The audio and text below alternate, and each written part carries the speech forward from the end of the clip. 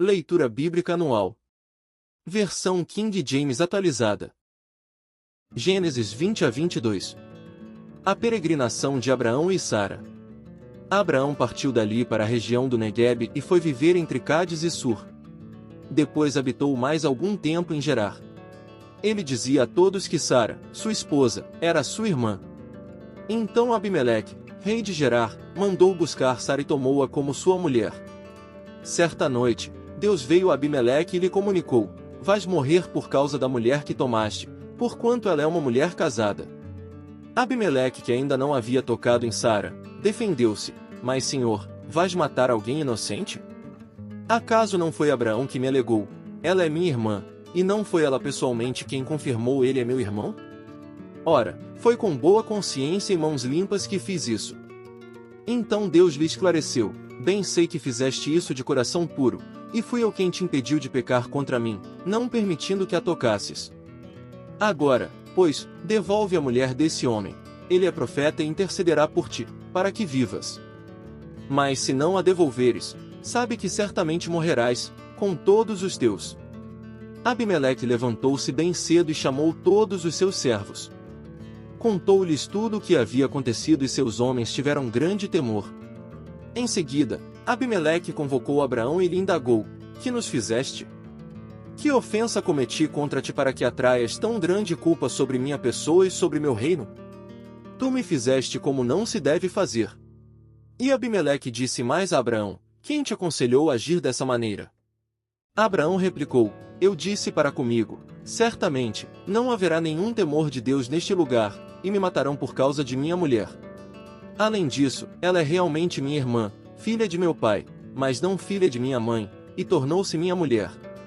Então, quando Deus me fez andar errante longe de minha família, eu roguei a ela: eis o favor que me farás, em todo lugar em que estivermos, dirás, a meu respeito, que sou teu irmão. Abimeleque tomou ovelhas e bois, servos e servas e os deu a Abraão, e devolveu-lhe a mulher Sara. E acrescentou Abimeleque: eis que a minha terra está aberta diante de ti.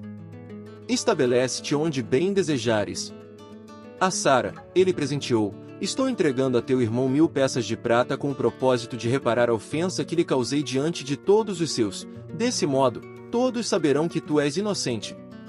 Então, em seguida Abraão orou a Deus, e Deus curou Abimeleque, sua mulher e suas servas, a fim de que pudessem novamente ter filhos. Pois o Senhor havia tornado estéreis o ventre de todas as mulheres na casa de Abimeleque, por causa de Sara, a esposa de Abraão. Nasce Isaque, o filho prometido. O Senhor Deus visitou Sara, como dissera, e fez por ela como prometera. Sara concebeu e deu um filho a Abraão, já idoso, no tempo que Deus tinha marcado. Ao filho que lhe nasceu, gerado por Sara, Abraão deu o nome de Isaque. Abraão circuncidou seu filho Isaque, assim que ele completou 8 dias de vida, exatamente como Deus lhe ordenara. Abraão tinha 100 anos quando lhe nasceu seu filho Isaque. Então declarou Sara: Deus me deu um grande motivo para sorrir, e todos os que souberem desta história muito se alegrarão comigo. E acrescentou: quem diria a Abraão que Sara ainda amamentaria filhos? Todavia, eu lhe dei um filho em sua velhice. Abraão expulsa Agar e Ismael. O menino cresceu e foi desmamado. E, no dia em que Isaque foi desmamado, Abraão deu uma grande festa. Ora, Sara percebeu que o filho nascido a Abraão, por intermédio da egípcia Agar, estava rindo de seu filho Isaque. E pediu a Abraão: expulsa esta serva e seu filho, para que o filho desta escrava não acabe sendo herdeiro com meu filho Isaque. Essa palavra acerca de seu filho Ismael muito entristeceu e preocupou Abraão. Contudo Deus orientou-o: não te lastimes por causa da criança e de tua serva, tudo o que Sara te pedir, concede-o, porquanto por Isaque é que a tua descendência será considerada perpetuamente, mas do filho da serva farei também uma grande nação, porquanto ele também é da tua raça. Então, Abraão levantou cedo, tomou alguns pães e um recipiente de couro cheio de água fresca e os entregou a Agar e, tendo-os colocado nos ombros dela, despediu-a com o menino. Ela se pôs a caminho e ficou vagando pelo deserto de Berseba. Quando acabou a água do odre que carregava, ela colocou a criança debaixo de um arbusto. E foi sentar-se perto dali, à distância de um tiro de arco e flecha. Lastimava consigo mesma: não suporto ver morrer meu menino. Enquanto ela se lamentava, a criança começou a chorar ainda mais forte. Deus ouviu os gritos do menino, e, lá do céu, a voz do anjo de Deus chamou Agar e a encorajou: Agar, por que te afliges? Não temas, pois Deus ouviu o clamor do menino, lá onde tu o deixaste. Ergue-te, pois, levanta o menino, segura-o pela mão, porque eu farei dele um grande povo. Então Deus abriu os olhos de Agar e ela pôde enxergar uma fonte de boas águas. Correu até lá, encheu seu odre e deu para Ismael beber. Deus esteve com o menino, ele cresceu, habitou no deserto, e tornou-se um flecheiro. Ele viveu no deserto de Parã, e sua mãe conseguiu-lhe uma esposa da terra do Egito. Pacto entre Abraão e Abimeleque. Naquela época, Abimeleque veio com Ficol, o chefe de seu exército, propor a Abraão: Deus está contigo em tudo o que fazes. Agora, pois, jura-me aqui, por Deus, que não me enganarás, nem a minha linhagem e parentela, e que terás para comigo e para com esta terra em que vieste como hóspede a mesma consideração amiga que tive por ti. Ao que Abraão aqueceu: sim, eu juro. Entretanto, Abraão reclamou com Abimeleque acerca de um poço que os servos de Abimeleque lhe tinham tomado à força. Mas Abimeleque lhe respondeu: não sei quem pôde fazer isso, tu jamais me informaste a respeito, e somente agora ouço falar disso. Abraão tomou ovelhas e bois e os deu a Abimeleque, e ambos celebraram um acordo. Abraão pôs à parte 7 ovelhas do rebanho, e Abimeleque lhe indagou: a que servem essas 7 ovelhas que puseste à parte? Ao que Abraão replicou: receberás de minhas mãos as 7 cordeiras, para que me sirvam de testemunho de que eu cavei este poço. E por esse motivo, se chamou aquele lugar Berseba, porquanto ali juraram ambos. Depois que concluíram essa aliança em Berseba, Abimeleque levantou-se, com Ficol, o chefe de seu exército, e retornaram à terra dos filisteus. Abraão plantou uma tamargueira em Berseba, e aí invocou e adorou o nome de Yahvé, o Deus eterno. E habitou Abraão na terra dos filisteus por longo tempo. O sacrifício de Abraão a Deus. Passados esses acontecimentos, Deus submeteu Abraão a uma prova, convocando: Abraão, Abraão, ao que ele redarguiu: eis-me aqui, Senhor.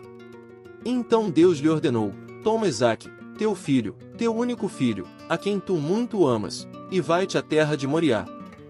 Sacrifica-o ali como holocausto, sobre um dos montes, que eu te indicarei.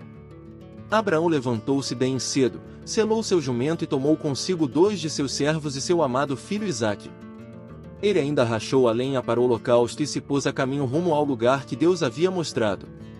No terceiro dia, Abraão, levantando os olhos, viu de longe o lugar que Deus havia determinado. Abraão ordenou a seus servos: permanecei aqui com o jumento. Eu e o menino iremos até lá, adoraremos e voltaremos a vós. Então Abraão tomou a lenha do holocausto e a colocou sobre os ombros de seu filho Isaque, e ele mesmo levou as brasas para preparar o fogo, e o cutelo. E, enquanto caminhavam os dois juntos, Isaque chamou por seu pai: Abraão, meu pai, ao que replicou prontamente Abraão: sim, meu filho. Então Isaque indagou: eis o fogo e a lenha, mas onde está o cordeiro para o holocausto? Assegurou-lhe Abraão: Deus proverá para si, meu filho, o cordeiro para o holocausto, e continuaram a caminhar ambos juntos. Finalmente, quando chegaram ao lugar que Deus lhe apontara, Abraão construiu o altar, dispôs a lenha, depois amarrou o filho e o colocou sobre o altar, em cima da lenha. Abraão estendeu a mão e apanhou a faca para imolar seu filho. Entretanto, o anjo do Senhor o chamou do céu: Abraão, Abraão, ao que prontamente lhe respondeu Abraão: eis-me aqui. Não estendas a tua mão contra o rapaz, ordenou o anjo, não lhe faças nada. Agora bem sei que temes a Deus, porquanto não me negaste teu amado filho, teu único filho. Em seguida, tendo Abraão erguido os olhos, viu atrás de si um carneiro preso pelos chifres entre os arbustos. Tomou Abraão o carneiro e o ofereceu em holocausto, em lugar de seu filho. Então Abraão deu àquele lugar o nome de Yahvé-Jireh, o Senhor proverá. Por isso até nossos dias se diz: no monte do Senhor se proverá. O anjo do Senhor bradou uma segunda vez do céu, chamando Abraão. E declarou: juro por mim mesmo, palavra de Yahvé, porquanto me ofereceste este gesto, não me negando teu filho amado, o teu único filho, esteja convicto de que eu te cumularei de bênçãos. Eu te confirmarei uma posteridade tão numerosa quanto as estrelas do céu e quanto a areia que se espalha pelas praias do mar, e tua descendência conquistará as cidades de todos que se levantarem contra ti. Por intermédio dos teus inúmeros descendentes serão abençoadas todas as nações da terra, porquanto tu me obedeceste. Então retornou Abraão a seus servos e juntos partiram para Berseba, onde passou a habitar. Os descendentes de Naor. Algum tempo depois desses acontecimentos, disseram a Abraão que Milca também dera à luz filhos a seu irmão Naor. Uz, o primogênito, Buz, seu irmão, Quemuel, pai de Arã, Quésede, Azo, Pildas, Gidlaf e Betuel, pai de Rebeca. Esses foram os 8 filhos que Milca deu a Naor, irmão de Abraão. Além disso, Reumá, concubina de Naor, também lhe deu os seguintes filhos, Tebá, Gaã, Taás e Maaca. Mateus 7 versículos 15 a 29. Pelo fruto se conhece a árvore. Acautelai-vos quanto aos falsos profetas. Eles se aproximam de vós disfarçados de ovelhas, mas no seu íntimo são como lobos devoradores. Pelos seus frutos os conhecereis. É possível alguém colher uvas de um espinheiro ou figos das ervas daninhas? Assim sendo, toda árvore boa produz bons frutos, mas a árvore ruim dá frutos ruins. A árvore boa não pode dar frutos ruins, nem a árvore ruim produzir bons frutos. Toda árvore que não produz bons frutos é cortada e atirada ao fogo. Portanto, pelos seus frutos os conhecereis. Nem todo aquele que diz a mim, Senhor, Senhor, entrará no reino dos céus, mas somente o que faz a vontade de meu Pai, que está nos céus. Muitos dirão a mim naquele dia, Senhor, Senhor, não temos nós profetizado em teu nome? Em teu nome não expulsamos demônios? E, em teu nome, não realizamos muitos milagres? Então lhes declararei, nunca os conheci. Afastai-vos da minha presença, vós que praticais o mal. O sábio e o insensato. Assim, todo aquele que ouve estas minhas palavras e as pratica será comparado a um homem sábio, que construiu a sua casa sobre a rocha. E caiu a chuva, vieram as enchentes, sopraram os ventos e bateram com violência contra aquela casa, mas ela não caiu, pois tinha seus alicerces na rocha. Pois, todo aquele que ouve estas minhas palavras e não as pratica é como um insensato que construiu a sua casa sobre a areia. E caiu a chuva, vieram as enchentes, sopraram os ventos e bateram com violência contra aquela casa, e ela desabou. E grande foi a sua ruína. Quando Jesus acabou de pronunciar estas palavras, estavam as multidões atônitas com o seu ensino. Porque ele as ensinava como quem tem autoridade, e não como os mestres da lei. Salmos 9 versículos 1 a 12. Senhor, quero render-te graças de todo o meu coração, e proclamar todas as tuas maravilhas. Em ti quero alegrar-me e exultar, tocar e cantar louvores ao teu nome, ó Altíssimo. Meus inimigos, retrocedendo, tropeçaram em tua presença e pereceram. Pois defendeste o meu direito e a minha demanda, sentaste em teu trono como justo juiz. Corrigiste as nações, destruíste os ímpios, por toda a eternidade apagaste o nome deles. O adversário foi totalmente derrotado para sempre, arrasaste as suas cidades e já não há quem delas se lembre. O Senhor reina para sempre, para o julgamento firmou o seu trono. Ele julga o mundo com justiça, governa os povos com retidão. O Senhor é abrigo seguro para os oprimidos, uma fortaleza nos tempos de angústia. Em ti confiam todos os que conhecem o teu nome, porque tu, Senhor, jamais abandonas aqueles que te buscam. Tocai, cantai e louvai ao Senhor, que reina em Sião, proclamem entre as nações as suas façanhas. Ele busca os assassinos, lembra-se do sangue derramado e os vinga, não se esquece jamais do clamor do necessitado. Provérbios 2 versículos 16 a 22. A sabedoria também te livrará da mulher imoral, da pervertida que visa seduzir com palavras e sensualidade.